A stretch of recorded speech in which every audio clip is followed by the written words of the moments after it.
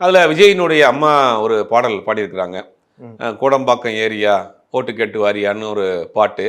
அதில் மக்களும் நினச்சா நீங்களும் சிஎம் தான் ஒரு வார்த்தை வரும். அதை ம். வந்து அவங்க அம்மா மேடையில் பாடுறப்ப விஜய் அப்படி வெக்கப்பட்டு ம். கூச்சப்பட்டு நின்றுருந்தாரு. அப்புறம் வந்து நிறையா நெல்சன் பேசினாரு.